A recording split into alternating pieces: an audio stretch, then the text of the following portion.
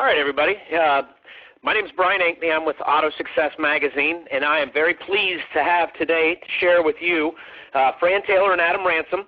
Adam Ransom was doing about 8 cars a month when he met Fran Taylor, and utilizing some of Fran's techniques, Adam has gone from 8 cars a month to 30 cars a month.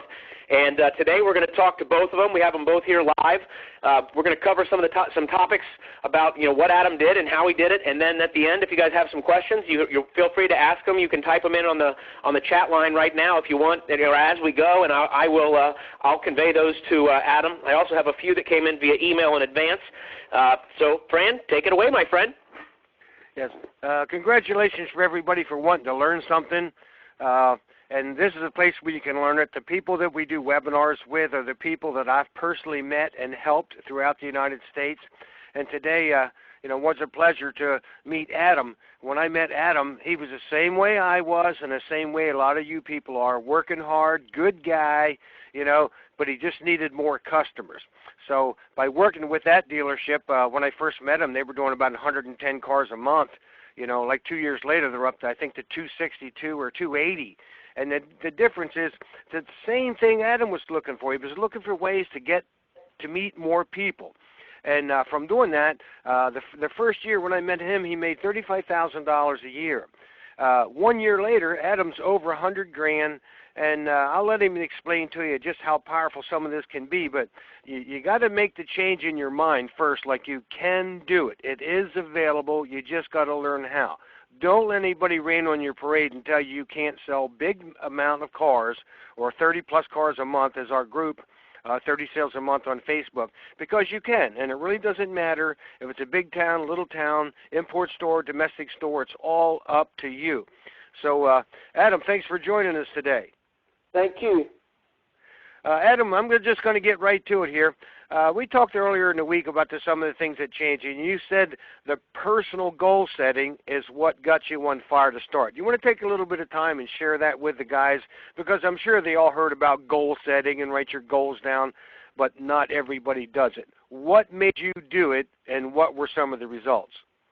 Some of the results, Fran, that I've enjoyed, in the last 5 years selling cars, I was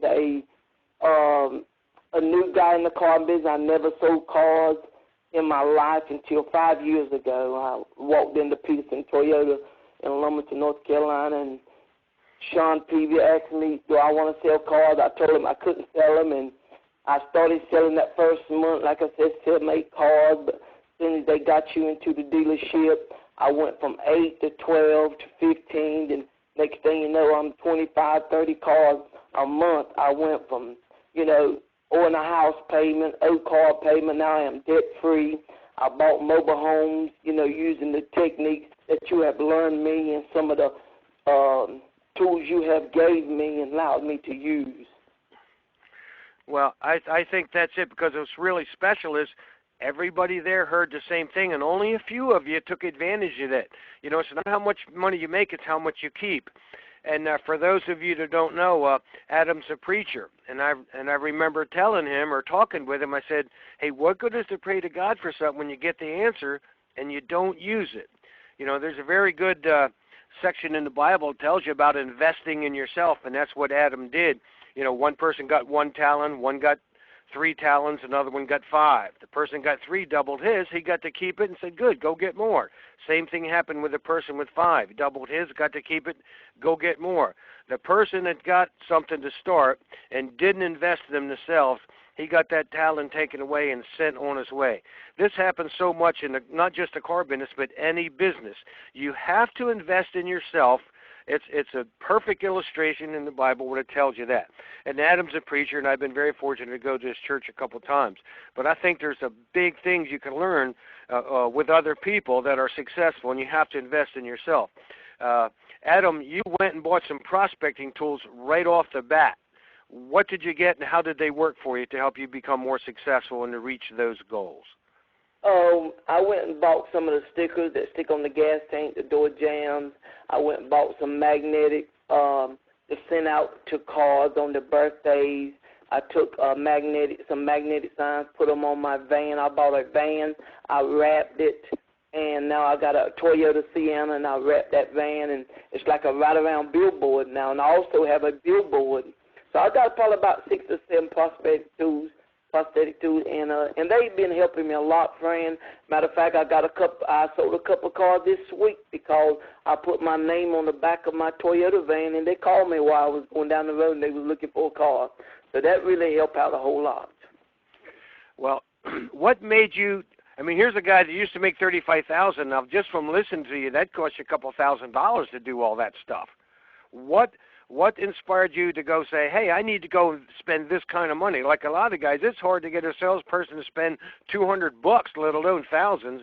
I mean, you make the quantum leap going from, making $35,000 to shoot over $100,000 in 1 year. But, I mean, not many salespeople have the courage, or they use the excuse, I don't have any money. Now, you said you went debt-free. I mean, that's a lot of discipline you have to have right there to go spend that kind of money. But what was the key ingredient in your thought process to say, hey, I need to go spend a couple $1,000s to go get what I want? What made you do that? Or how did you figure it out that that's what you have to do? I've learned that in a business, if you don't invest into yourself, nobody else is going to invest into you. So it's almost like the 12 disciples when they was in the boat. There was 12 in the boat, but only one got out. And he comes success to walk on water. And I've learned now that in Peterson Toyota, nobody else is going to invest in me, so I had to get out of the boat. Now I'm the #1 salesman at Peterson Toyota.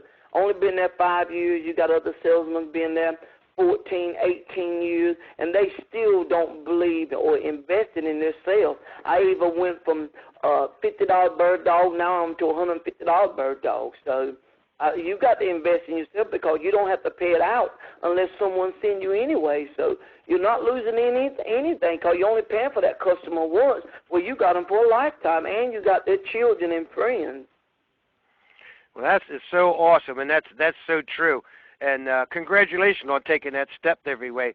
When we were talking earlier, you said you tell people or you tell customers why they should buy from you. I think that's outstanding. Could you share with us what you mean when you say you take the time to tell a customer why they should buy a car from you? Yeah, I tell them that I pastor a church in St. Paul. The time that when you gain a person's trust and they feel like you've been honest to them because their whole life they've been taught that, salesmen that are not honest. But when they see that I'm being honest, and another good tool to use is be honest when people spread your name out over the town or the city or even the state, they're going to see all that trust and see how you've been honest to them. And a lot of times when they come in, they feel like, when they come in, they say, we want to see the preacher, even though sometimes they forget my name, and a lot of times they know who they talking about, and they feel like they got a lot of trust in me because they know I will treat them fairly. That's why a lot of times they buy from me. I think that's outstanding. So you don't give them all away either, because profit's not a dirty word. You are allowed to make a profit selling cars. Yes, sir. That was one of my things I had to get over when I first got into business. I feel like I didn't want to take advantage to anybody, but I found now everybody in business, even Walmart, Food Line, everybody is to make business, to make money. And like you said, profit is not a dirty word. Profits was in the Old Testament, so now I feel like I'm living in the New Testament. So profit is not a dirty word. Okay. As a new salesperson, what should they do when they come in the car business? Or if you're an old pro, now don't misunderstand me, 15 or 20 cars a month, you can make a good living here. But when you start to get to that 30 level, now you're on the verge of stardom, because when you get to 30, then you'll get to 40. So if you had to give some advice for somebody that's either at 15 or 20 a month, or somebody that's new in the business, I hear it all the time. I get messages, hey, I hardly get any ups. What should they do right off the bat to get on track to get to 30 cars a month?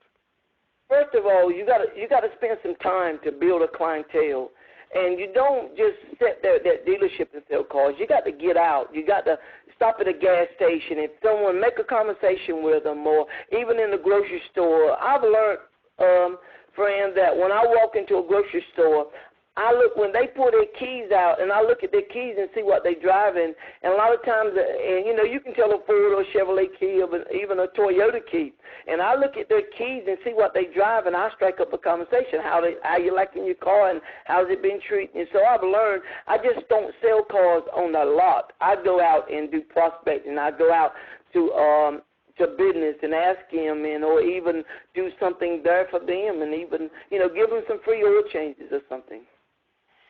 So you go out and create traffic on your own, and I tell them that all the time. I say, guys, they really don't understand how easy it is, or they're not taught, or you get somebody that discourages it, because if you talk to 15 people a day, that's 450 a month.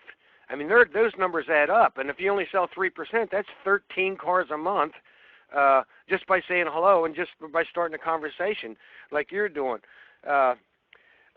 What about, you said something about having to focus on long term. When you're in the business, it's tough to make money when you don't have no ups at first. But you said to me earlier, like, you still do all the steps of the sale, doesn't matter how many cars they bought from you. How crucial is that to get everybody to do the steps of the sales every single time?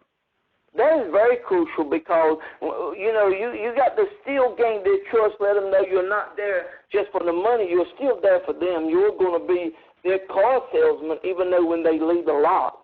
So you gotta still get that trust with them, that I'm not just going to sell your car and forget about you. I let them know. When you see, think about this car, everybody don't come with this car. I come with this car. So I let them know when they come in for oil change or anything like that, call me and I'll set the appointment. I go by step by step and let them know I'm still here for them and anything they need.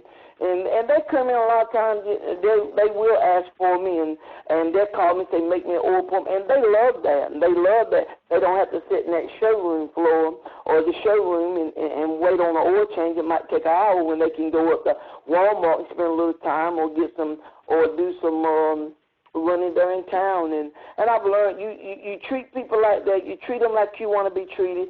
Trust me, they will come back and they will not ask for no one else. The difference between you and a lot of people I met is we all know you treat somebody the way you want to be treated, but you actually follow through and do it. And I think that separates you apart from the person who comes there as just trying to grab an up. Your actions and your thought process is totally different when you get to that 30 range than somebody who's doing 12 or 15 cars by knowing what to do but not following through.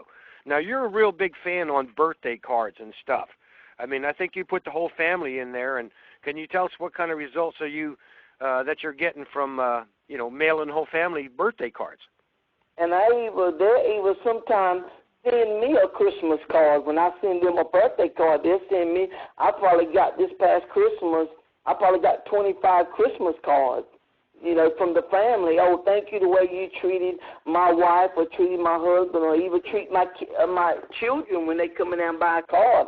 And I've learned now I do a birthday card or send out a birthday card, and oh, man, it blows their mind when you feel like, oh, you thought of my little girl or my little boy's birthday. And, Fran, I found out another thing also. Even on Facebook, I even take a picture of my customers on Facebook, put their children in it, oh, man, and say something over Facebook. Look at the millions of people that sees that on Facebook. That Facebook has really helped me. And something don't cost you a dime, just a couple minutes. I had a lady from Virginia drive all the way to Wilmington to buy a 4Runner. Imagine how many car dealers she passed 5 to 5.5 hours from Norfolk, Virginia to drive to Wilmington. She drove 5.5 hours to buy a car from you. Yes, sir. You know what? I hope that message is real and clear, because you said it. I just hope they understand it, because, when people understand that you are trustworthy and you do back up what you say. I loved it when you said it'll spread from city to city to the state and then out of state. So it takes time, like you said, but when you do all that stuff, like a little phone call to wish somebody a birthday, and like the parents, they don't know how to handle it when a car guy calls and wishes their young son happy birthday. That's the stuff that you're talking about that creates so much talk out there in the public that you can't pay for. And then when people come in, they already have that bond of trust that you're talking about, But once they get that going, then you still got to go back and do the steps of the sales, just like anything else, and it just gets better and better for you. With these prospecting tools and the other things you have, I see no reason. Oh, here's the other thing, too. Yeah, I see no reason why you can't get better. I have a note here. The person asked me a question is, hey, there come a time you don't have to work that many hours because you have a higher close ratio on those repeats and referrals. Yes, matter of fact, I'm selling more cars, but I'm being there less time now. Now I take off one Saturday a month. I take off every Wednesday, and I usually leave 3 days a week at 5:30. So if I work 8 hours a day now and take one Saturday off a month, so I'm still selling, 25 to 30 cars a month. Well, there again, I think that's real crucial. Like, we hear it all the time, the young people, that, we all want it too quick. But you said the key there is, once you get the process going, like the goal setting in my book, the prospecting tools is all in my book, that daily routine. Once you get it going and set up, you do so many mailers a day. How many phone calls do you do a day? You really, when you're at work, you pretty much work. You don't stand. When I've been there, a lot of the new people are standing around, but you're busy all the time. You're back in that corner there, and you're constantly work. What makes you do that, or what kind of system do you have that you stay constantly busy and get more done than the other people that are working 12 hours a day and don't sell 20 cars a month? I've learned to use your time wisely, because you can buy a lot of things in life, but you can never recall time again. So that's one thing that you learn in life as a pastor. You have to use your time wisely. As a pastor, full-time pastor, and teach Bible study every Wednesday night, and have to preach every Sunday. I run revival, so I don't have much time left at 48 years old. So I've learned that whatever time I got at work, I use it wisely. I average maybe 15 phone calls, 15 to 20 phone calls a day. That's just my birthday phone calls. And then I ask them, I said, do you have a friend or family, still looking for a car, as I wish them a happy birthday. So I average about 15, 20 phone calls a birthday. And at the same time, I look on and look at my GSA rate, and also look at if I got somebody high interest rate, I call them back. I average altogether maybe about 40 phone calls a day. Well, I think that's interesting, because I tell the guys, you're not going to make big money making 30. And a lot of people say they don't have people to call. But by you sticking with a system, like you said, just calling somebody up and wishing them happy birthday is going to give you a lot of calls. And then you call your people back. That's like you said, you go look for it. But when you're at work, you work. I have one question that I want to ask you, and then we're going to turn it over. We have some questions coming in as we talk. What's your plans for the future as far as trying to get to 40? Do you think you can get to 40 cars a month with and still work the same hours you're doing, or do you have to work more hours, you think? Sure, I can get to 40 cars, because my goal is to even work less, but really what I'm really focused on, if I'm going to work less, I'm going to get me as a part-time secretary, but maybe come in and do some phone calls or write some birthday letters and birthday cards out. Just a little help on the side that I can work less time, but at the same time I can sell more cars. Well, I think it's awesome. Your dealership, I couldn't tell you how many times I've been down there, but each time we come down there, I think the other thing that helps out a lot too is, when I do come down there work in your dealership, it's exciting to see someone like yourself who was just like me, who's just like a lot of people listening here. Sometimes you just need that bear hug and that little pat in the back and say, look, this isn't a secret. Do your mailers, do your phone calls, buy some prospecting tools, and work while you're at work. And that's hard. It sounds easy, and it is easy, but it's hard to get started. But once you get started and see the results like you do, then you reap the benefits. You're making more money, you got the bills paid for, and you're working less hours. Can anybody do what you said, Adam? Sure, if anyone can do it. It's just if you set your mind to it. It's a mind thing, and it ain't one of them get-rich-quick schemes. As you said, my first year and a half in the car business, I probably averaged 70, 80 hours a week, 70 to 80 hours a week. I was there from 8:30 to 8 o'clock because I wanted to build my clientele. I stayed on that lot. I did phone calls. So after a year and a half, 2 years at the most, you really shouldn't even take another lot up. Really, if I take one lot up a month, and that's pretty much it for me. And that's going outside taking a break, and I might get someone on the lot. Well, I think that's real important that you do that all the time and keep it going because anybody can do that too once you get the right information. And I do appreciate you taking time. Now, we have a bunch of questions here. And if you don't mind, the question could be to myself or to you, Adam. Brian, you want to share some of the questions we have coming in? Yeah. Kathy from Alabama sent this one in ahead of time. How long did it take for your prospecting tools to start working? Like I said, it goes back to maybe a year and a half, 2 years. You get it out there, you put your tools out there, get your billboard, put your name out there, good 2 years, and you ought to start rolling at least 15 to 20 calls a month. Okay. Now here's Geraldine from Oklahoma. Seriously, everybody talks goals. Did the goal setting in Fran's book really change your life? It changed my life tremendously. I put money away for vacation. Me and my wife cruised to 2 weeks to a year, and we traveled. I go on 2 different vacations. I bought some rental properties, so it's really working. That's great. Actually, I want to share one other thing with everybody. While everybody send me in some more questions, and I want to share with everybody. Fran is going to have, if you like these webinars, Fran, if you're in the Chicago area or if you feel like hopping on a plane and flying to the Chicago area, on April 23rd, we're going to be doing this live all day long. We're going to have, for those of you that attend a lot of our webinars, you know Velco. Velco is a 40-plus a month guy, 40 car a month plus guy. We have Tiffany Cruiser. She was one of our very first webinars, and she's a young lady who actually delivered over 40 cars when she was 8 months pregnant. So we're going to have both of them speaking live. In addition, you'll have Fran and myself, and we will be sharing with you and training you and working with you so that a year from now we'll be doing these webinars with you and having you speak at the events. We're going to teach you how these guys do it, hands-on, person to person, how they do it and how you can do it too. Actually, I have a question for you, Adam. What did you do before you were in car sales? I worked at the lab at the hospital. I was a lab representative, and it just wouldn't cut it. I worked there for 2 years, and I made molds for the cancer center. In the cancer center, probably about a year. Then I went over to the lab for about 2 years. So I was at the hospital for about 3 years altogether. Okay. Perfect. Fran, do you have any questions?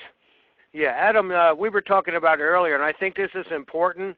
There's another gentleman, Justin Stanger, does this, and that's a gentleman made $500,000 in the last 2 years selling cars. He did a webinar with us a while back. But you mentioned something when we were talking on the phone. I think when you give, not just yourself, but financially stuff. You bought a van for your church, and I remember there one day, and we talked about this earlier. You had a big picnic for your church, and it doubled in size. When you're out there helping in the community and not asking for things back like Justin and stuff, I mean, you guys really take off. I mean, when you had that picnic for your church, you told me this morning it like doubled in size. So you want to share with us about how you're out actually working in the community and spreading, the word that you sell cars? I preached a message here recently about multiplication in the law of multiplication.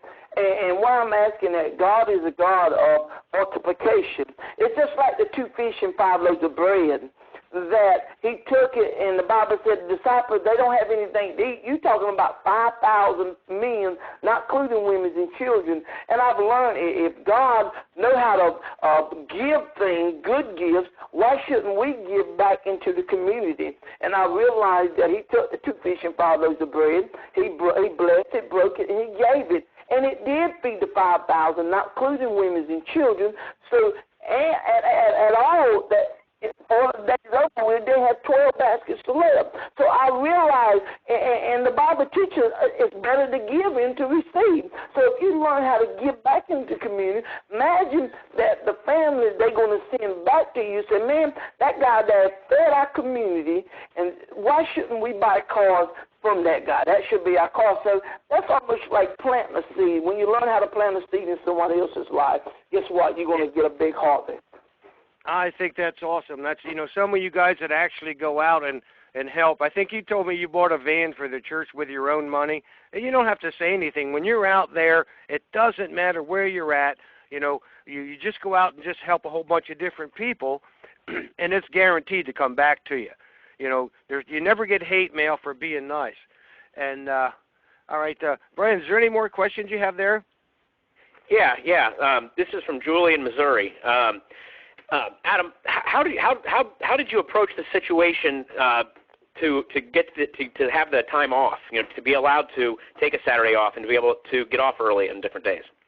Yeah, I've learned if you can make the manager happy, he see that when you're there, you're working. So they're not going to tell you, especially when you become the number one car dealer. That dealership, when you learn how to put out cars, they'll never turn you down about taking a day off. My manager lets me, I run revivals, I get off early, I have to do funerals for people in the community, I have to preach funerals. So there's not one time that my manager ever told me no as running revivals, because he knows that I'm going to get my cars out. So there is perks when you are number one salesman.